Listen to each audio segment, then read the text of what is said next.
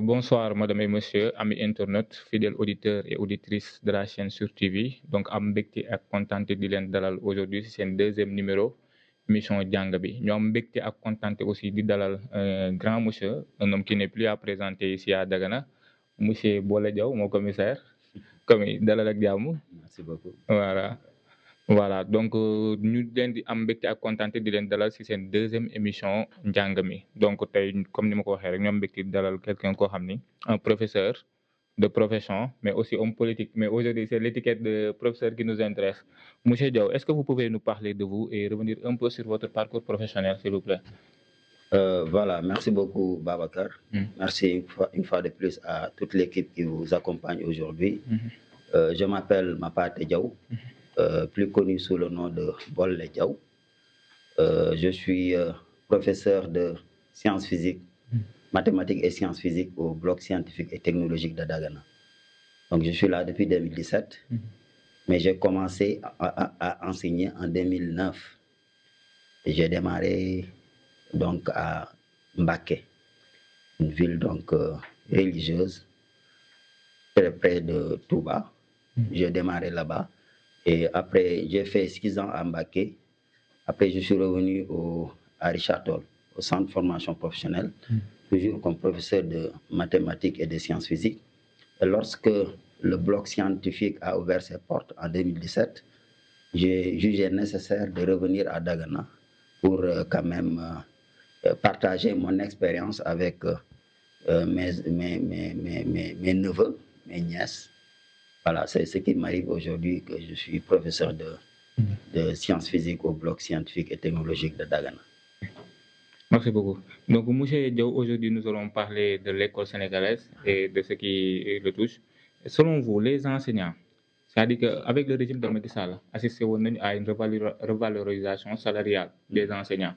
Mais après ça, on remarque qu'aujourd'hui, les grèves continuent, les réclamations continuent toujours.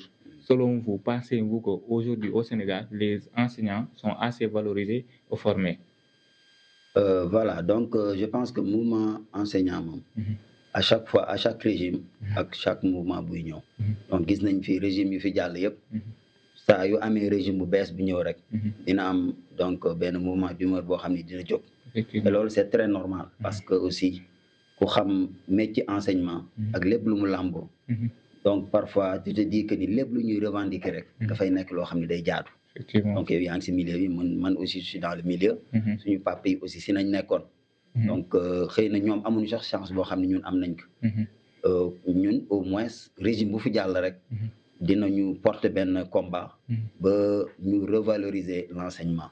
Donc régime Macky Sall gis nañ ni y avait des avancées majeures quand même yoo xam ni jotoon na am si au niveau salarial comme peut-être que amoon na nag ay quelques lenteurs yoo xam ni les lenteurs administratives yi nga xam ni ñoom ñooy tax ba yenn enseignants yi dugg dans le corps décisionnaire. Effectivement. Voilà, donc loolu daal am na si ay lenteurs. Mais ñoom ils ont eu quand même à faire quelques progrès ñu mën leen ko nangul. Et régime bi ñëw aussi amoon na temps yële passé benn mouvement boo xam ni amoon na jotoon na am pendant quelques mois ñoom it ñuy laaj loo xam ni xëy na régime passé bi jot na ko woon lijjanti. Et loolu c'est très normal parce que l'État est une continuité. Effectivement. Et li ñu defoon au niveau du régime de Macky Sall jeexul woon mais on va essayer de continuer ça avec le régime de Diomaye et c'est Sonko. Voilà, donc noonu lay demee tout le temps moo tax saa yu ñu jógee yëngatu rek gars yi ni enseignants yi dañ bëgg xaalis alors qu'en réalité affaire bi c'est pas l'aspect pécuniaire qui nous intéresse. Mais quand même ñu revaloriser que ba nga xam ni tey ëllëg suñuy doom yi bu ñu ñëwee ñun problème yi ñu am yi ñoom duñ ko am. Voilà, donc te ku xam enseignement aussi bépp métier boo jël rek jaar na si enseignement boo jëlee docteur bi enseignant ak jàngal boo jëlee ingénieur bi keneen ak keneen si loxo enseignant la jaar. Kon tey yoon la nga jël enseignant boobu tekk dans de très bonnes conditions nga xam ni tey xale bi bu nekkee classe say yow parent bi doo am benn jafe-jafe pour di am ay xel ñaar ci sa doom quoi. Dina nekk dans très bonnes conditions. Effectivement. Aujourd'hui ñu ngi ci fin d'année ku wax fin d'année aussi wax examen. Ku wax examen wax diplôme. Tey l'élève qui est en classe de CM1 day soxla CEF. Celui qui est en classe de troisième BFM. Celui qui prépare le bac aussi moom qui est en classe de terminale bac lay soxla. Mais est-ce que vous pensez que réellement aujourd'hui le système actuel prépare les jeunes au marché de l'emploi? Pas tout à fait parce que tey boo xoolee suñu façon jàngin bi dafa xaw a démodé quoi. Effectivement. Voilà donc léeg-léeg dañ lay jàngal li nga xam ni après au finish doo si am benn utilité. xëy na culture générale bi baax na. mais je pense que tey man li ma gënal mooy ñu dem dans le professionnalisme maanaam surtout avec l'érection des centres de formation, l'érection de la formation et de la technique. Donc loolu tey moom mooy li nga xam ni tey soo si formé xale bi rek bu génnee dina am métier ba pare dina liggéey quoi. Effectivement. Mais ñun malheureusement dañuy jàngal ba bac. Après le bac da ngay nekk pour nga am orientation c'est tout à fait un problème. di nga gis koo xam ni yéen a jàngandoo woon il a fait 3 ans de formation wala 4 ans. Après day am métier am commencé nekk dans le marché de l'emploi yow ba léegi yaa ngi wut emploi. Donc kon war nañu xoolaat suñu façon jàngin. xoolaat programme bi tëggaat ko de telle sorte que tey. képp ku génn si enseignement bi rek. di nga mën a nekk koo xam ni yow da ngay rationnel quoi. nga xam ni buñ la jëlee rek du jot def formation duñ def dara da ngay ñëw rek mën a am utilité dans le marché de l'emploi. looloo waral tey je pense que xeex bu ñu war a gën xeex sax foofu la war a jublu maanaam ñu xool programme bi naka nañ ko mën a tëggaatee bi nga xam ni tey ku génn si enseignement bi rek yow da ngay nekk koo xam ne da ngay am utilité quoi. Voilà donc loolu laa amoon ci par rapport ak à ce point. Effectivement aujourd'hui mënuñu wax éducation avec l'avancée des nouvelles technologies de l'information et de la communication sans pour autant parler de ça. Selon vous ban impact positif la mën am ci réussite scolaire jeunes yi élèves yi. kii bi les bien sûr parce que actuellement tey boo xoolee. ñun malchance bu ñu amoon. bien vrai qu'on était très intelligent nag mais malheureusement. suñu jamono fekkee wuñu woon portable fekkee wuñu woon intelligence artificielle ak yeneen. mais tey suñu xale yi. am nañu chance ba. tey mën nañu allier seen njàng moomu avec les nouvelles technologies de l'information et de la communication. tey je pense que tey internet bi mën na am beneen utilité bu dul ay Facebook WhatsApp ainsi de suite. parce que boo demee tey dans les pays développés ñoom seen doom yi lan lañuy donc def ay exploit lan lay nekk si ñoom mooy naka lay def ba créer logiciel wala naka lay def ba créer benn robot. Donc mais ñun saa yu ñu jëlee portable rek ce qu'on pense le plus mooy lan mooy dugg au niveau des réseaux sociaux. Voilà après boo si nekkee. boo waroon jàng sax boo xasee ba dugg benn vidéo commencé défiler da lay jëlal sa temps. mais ñenn au niveau des pays développés nag ñoom am na sax ay pays yoo xam ni jot nañu def loolu maanaam tey. def de telle sorte que. le réseau social wàllum jàng rek lay kii quoi. Donc Sénégal aussi war nañu penser à ça pendant un moment même bu dee fekkee ni. C'est réservé uniquement dafa am boo xam dañ koy réserver uniquement pour les élèves. pour les vacances. du moins pour l'année scolaire nga xam ni. bu ñu duggee wàllum jàng rek lay nekk quoi. Effectivement donc foofu nañu war a pousse suñu xale yi. mais pas maintenant nekk ci ay yenn futilités yi nga xam ni. après duñu amal benn njëriñ quoi. Effectivement mais la remarque mooy que ni intig yooyu aujourd'hui élèves yi ñoo ngi koy utiliser de façon très néfaste. parce que examen yi fi jaar yëpp on assiste à des cas de triche mu dem sax des fois ba dem ay cas d'emprisonnement. pas plus tard qu'hier rek à Bambey am na fa je pense 12 élèves yoo xam ni. jàppal nañ leen ci ay cas de triche quel conseil donneriez-vous à ces élèves là. Bon en tout cas la tricherie moom c'est un chemin bi nga xam ni qui mène vraiment vers la paresse quoi. parce que tricherie mënu la yóbbu fenn. loolu lay wax tout le temps sama élèves yi nee naa leen. saa yoo leen tricher di nga gis sa benn morom bu nekk à côté bi nga xam ni. dafa dina la xoolee bëtu tricheur. ëllëg boo leen demee moom mu am yow par exemple sa am demeewul noonu. mën na wax ni kii de daf daan tricher nettali ko ay doom muy law ak law. donc tey je pense que.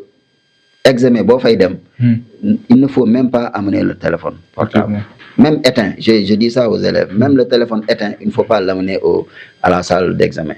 Donc loolu il faudrait maintenant plus de surveillance et de vigilance au niveau pour les surveillants de telle sorte que tey élèves yi mënoo leen tere ñenn ñi mënoo leen ko tere sax parce que man tey demoon naa examen BFM pour corriger PC suba laa nar a jot samay feuilles mais j'attends demain à ce que ma am ay feuilles yi nga xam ni dina am chat GPT yoo xam ni moom nañ koy toj parce que le raisonnement avec le chat GPT bokkul ak raisonnement xale bi. moo tax saa yu amee rek. yow professeur bi da nga koy xam. effectivement li doon 1 2 wala nga même bu fekkee yëpp la jàpp da ngay xam ni kii jaarul foofu. mënoo ko may moyen bu nga xam ne ay moromam. dañu ñaq. pour am ko te tricher wul. donc kon. je pense que conseil bi may jox élèves daal mooy. téléphone portable am na yeneen njëriñ lu dul jël di tricher. effectivement voilà donc loolu daal. voilà maintenant bu ñu waxee éducation aussi les responsabilités sont partagées. tey élève bi am na ci part de responsabilité le professeur. mais aussi les parents d'élèves. Et selon vous quel rôle doivent jouer les parents pour la réussite scolaire de leurs enfants? Voilà donc parents d'élèves ñoom. je pense que rôle bi yëpp ñoo ko kii parce que boo xoolee l'élève passe plus de temps à la maison qu'à l'école. effectivement moo tax tey. ñoom ñoo war a gën a veiller parce que l'école en réalité enseigne mais l'école n'éduque plus pratiquement. parce que éducation bi amoon na bu yàgg mais léegi parfois tu as des élèves yi nga xam ni pour nga éduquer leen c'est tout un problème. effectivement voilà dañ lay jaay ni ñoo la gën a doon xale góor. bu dee jigéen ñu jaay leen ñoom ay jànq nañ. effectivement voilà donc moo tax ba. parents yi ñoom am nañ ci plus de part de responsabilité. et il faut aussi de l'accompagnement gis nga sa doom. bul bëgg toujours lu ko neex. effectivement parce que saa yoo bëggee lu ko neex rek ëllëg mën na la jooyloo. moo tax yow defal de telle sorte que il faut de la rigueur. surtout sur l'enfant parce que sa doom yilifu la. yaa ko jur. tette ko solol ko ainsi de suite ainsi bien vrai que sa nawle la. mais tamit yilifu la. effectivement ba tey lépp loo xam ne lu bon la. yow war nga mën a fexe ba da nga ko koy faagaagal. maintenant bul topp nag si lu ko neex. par exemple man je dis toujours à mes enfants à ma femme que ni man xale yi bëgg naa bu ñu demee ba terminal ma leen di jox téléphone ñuy wuyu. parce que ñoom ils sont à Dagana. je pense que amul tey benn soxla boo xam ne war nañ mën jël téléphone di wuyoo di kii su ma leen soxlaa xam naa fa laa leen di fekk. donc tey peut-être téléphone bu ñëwee kër ga mën na def ay quelques recherches tegaat mais mënu ko waru ko yóbbu école jaru sax muy am puce. parce que pour man amul keneen ku ko war a mën soxla quoi. ku ko war a mën soxla mën nga ko fekk si kër gi. donc éducation bi si kër gi lay commencer balaa ñuy dem école. malheureusement nag. ñun dañu xaw délaissé wu un peu. su njabootu kanaare comme nu mag ñi di wax dañuy gisal suñu doom yi nekk seen ginnaaw looloo fi am léegi. mais bu yàgg ba. ñun suñu parents yi dañ daan teg si ay rigueur yu métti. des rigueurs martiales boo xam ni tey yow ñemewoo sax xool waxuma la ak di def naka su dul noonu. mais léegi xale yi. bon yow mënoo dara léeg-léeg da ngay toog di leen xool nii sax. donc loolu nag il faut vraiment parents yi jàppale gars yi si éducation bi. Effectivement. Avec la vision Sénégal 2050, quels sont selon vous les plus grands défis de l'école sénégalaise? Quels sont selon vous? Bon, boo xoolee vision Sénégal 2050 bi. Pratiquement si li ñu gën a miser c'est la formation. La formation donc la formation moom. Que ça soit au niveau primaire que ça soit au niveau secondaire ak fu mu mënti nekk. il faut obligatoirement que les jeunes soient formés. donc formation moom boo ko amul rek da ngay perte moo tax boo xoolee état bi lu mu gën a kii si au niveau des écoles de formation. lay gën a miser pour que au moins. ku fa jaar au moins nga mën a nekk comme li mu la doon wax sànq rek. un produit fini. bi nga xam ne jarul ñu koy def la formation tey boo xoolee université. ñun jàng nañ ba université am suñu ay maîtrise. mais lu ñu jàngale université par exemple utiliser man sama diplôme maîtrise gestion des entreprises ak. master en économétrie bancaire. et appliqué wu ma ko fenn je suis professeur de mathématiques et de sciences physiques boo xam ni c'est en classe de terminale laa ko jàngoon. tu vois. alors que tey bu fekkee ni yow jël nga xale bi. commencé ko former. par exemple sur la technologie. commencé ko former si ay dessin industriel. ainsi de suite ainsi ko xale bi bu demee ba. pare formation am rek automatiquement day nekk produit bi nga xam ni. benn entreprise wala benn société daf koy soxla. effectivement bu jar sax ñuy fayaat. beneen surplus pour si ndaw xale boobu. tu vois. donc moo tax je pense que le plan la vision Sénégal 2050. c'est une bonne vision. maintenant il reste juste à l'appliquer. concrétiser que nañ ko war a concrétiser. pour que mu mën a am cette rentabilité quoi. effectivement donc revenons un peu sur votre parcours professionnel vous êtes professeur depuis 2017 je pense. 2009 du moins. voilà selon vous quelle est la meilleure méthode pour enseigner? Bon man damay faral j'ai l'habitude de dire qui cesse d'apprendre cesse d'enseigner. effectivement parce que man je me rappelle en 2009 j'étais fraîchement sorti de de l'université, parce que quand j'enseignais, je faisais mon master en économétrie bancaire et finance quantitative. Et je me suis dit que je vais aller à Mbacké pour un autre chemin, quoi. Lolo ma yóbbu ma dem jàngale ji. Mais bi may dem di jàngale, à ma grande surprise, bon, c'était même pas une surprise, parce que bi may déposé aussi sama diplôme bac laa déposé woon comme léegi foofu dañuy basé wu si sa série bi nga jóge si nañ ma yóbboo comme étant professeur de mathématiques et de sciences physiques. Mais boobu pratiquement j'étais resté plus de 4 ou 5 ans yi nga xam ni xooluma sciences physiques, parce que une fois après le baccalauréat j'ai été orienté à la faculté des sciences économiques et de gestion. Donc foofu gestion rek laa doon def xawma sciences physiques. Maintenant bi ma demee nag école commencé jàngale, j'ai eu la chance de côtoyer des grands yi nga xam ne ñoom ils étaient des professeurs chevronnés en physique. Commencé di leen côtoyer, di dem ñu may jox ay cours may si yeneen école may dóor di dem ba di defaat di jàngaat aussi di xoolaat bagages yi si laa dem ba commencé nag maîtriser carrément le programme de surtout physique chimie secondaire. Waaw yow macha allah tey suñu gëmoon suñu bët mën nañu jàngale 4e 3e moom programme la boo xam ne maîtriser nañ ko moom. Voilà donc loolu nag lu ñu koy may mooy yàgg nañ si. En plus cela aussi booy jàngale aussi il faut nga bëgg ko li ngay def foog nga bëgg ko loo bëggul doo si am réussite. Surtout ça. ñun bu ñuy jàngale xëy na du woon suñu option première, mais bu ñu demee ba dugg si on s'était dit que ni il faut obligatoirement que l'on réussisse si jàngale bi. Donc moo tax il nous fallait de la persévérance, il nous fallait de l'engagement, il nous fallait aussi beaucoup de rigueur pour ñu mën a am loolu. Donc si nañu nekk di dóor ba tey bon mën nañu boole peut-être si enseignants yi parce que on a fait presque 16 ans wala 17 ans d'enseignement. Macha allah. Voilà donc macha allah. loolu nag lu ñu ko may mooy mu sëggaat si bagages yi. ba pare côtoyer gars yi. Effectivement. Voilà. Donc 17 ans dans l'enseignement, est-ce que tey mën nga ñu nettali benn anecdote boo xam ne dund nga ko si enseignement bi wala avec tes élèves du ñàkk des fois. Bon waaw du ñàkk de. Peut-être que dandul rappeler lu bari rek.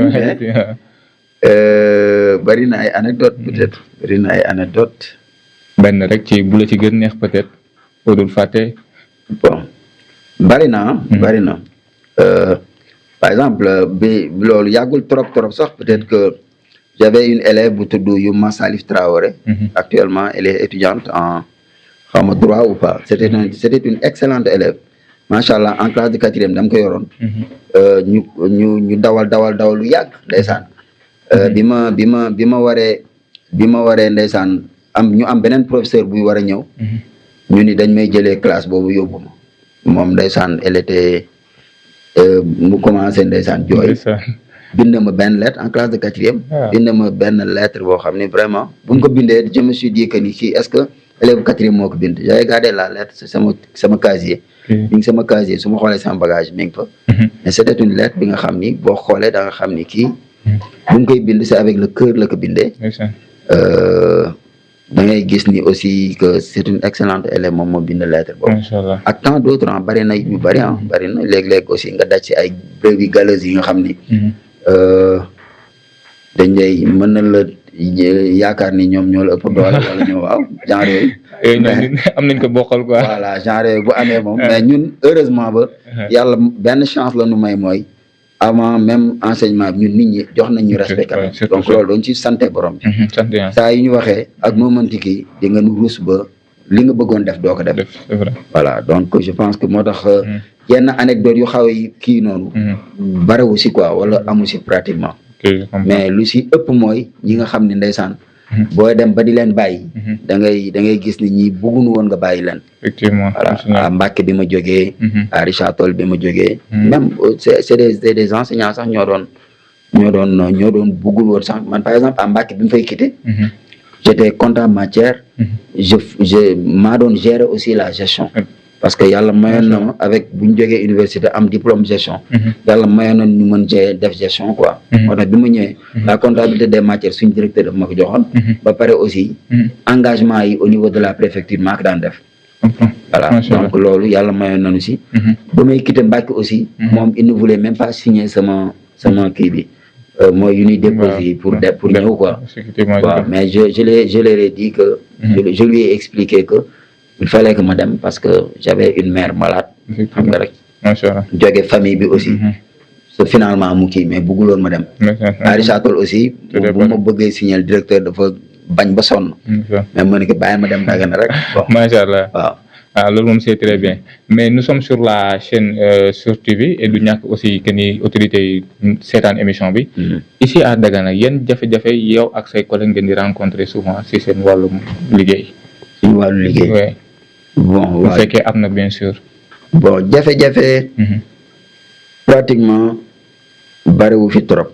xëy na jafe-jafe buy am. léeg-léeg si condition de travail yi la. mais ñun dañuy def de telle sorte que dañuy maanaam góorgóorlu. lu ñu am li aussi ñu mën si jàngale quoi. mais école sénégalaise moom mënul ñàkk jafe-jafe. effectivement mënul ñàkk jafe-jafe. conditions yi matul. mais avec les moyens de bord. nañuy jéem a rek. jàngale quoi def suñu àqalaay taala nag pour jàngale. moo xam feuille bu manqué la moo xam fascicule yi matul la moo xam ventilo yi amul ak ainsi de suite mais quelles que soient les conditions. on se débrouille pour jàngale. effectivement parce que on a opté pour l'enseignement donc quelles que soient les conditions dañuy jàngale. mais kii moom problème moom mënut a ñàkk moom. effectivement yana en pagaille. yana en pagaille. d'accord donc merci beaucoup monsieur Diaw c'était vraiment un plaisir de vous recevoir. Juste un mot peut-être et des prières pour la chaîne sur TV. Voilà donc di leen ñaanal bu baax sur TV. nga xam ni sama grand Cheikh Mal Diack. c'est un grand frère. boo xam ni yàlla dafa def ni daf ma bëggal boppam. effectivement dañuy échanger si lu bëri. pas plus tard que sànq suba rek on parlait d'autres choses que lii. sànq si ngoon la ma woo di ma waxu émission bi mais si suba si bi mu koy woo. c'était pas pour ça. effectivement donc. grand la bi nga xam ne day déglu ñëpp. grand la bi nga xam ne aussi li neex Dagana li lépp lu baax pour Dagana rek mi ngi taxaw pour def ko. moo tax télé bii di Sur TV. dañ koy ñaanal ca kaw ca kanam. incha allah te am nañ si yaakaar techniciens yi ñu àndal yi aussi. ak présentateurs yi Babacar que je connais très bien. ñoom it ñëpp dañ leen di ñaanal. jàmm ñaanal leen yàlla. defal leen tawféex ak taysiir. télé bi ñu koy dégg fu sori. inchallah ñu koy seetaan fu sori te am nañ si yaakaar parce que Cheikh Mal nitu homme de défi la quoi. effectivement voilà homme de défi la. bien sûr. voilà donc lépp lu mu sumb rek. maa ngi ñaan suñu borom sottil ko ci barke Yonent bi sallallahu alayhi wa sallam ak suñu mag ñu baax ñi. donc merci beaucoup encore une fois de plus monsieur Diaw. Voilà, comme je l'ai dit tout à l'heure, c'était vraiment un plaisir de vous recevoir. Comme vous l'avez dit tout à l'heure aussi, ñun xam nañ la te xam nañ ni wax dëgg yàlla nit ku baax nga ku laabir nga ku tabe nga di la ñaanal yow aussi si sa wàllum liggéey bi nga nekk yal na si yàlla yokk ba nga yëg ko.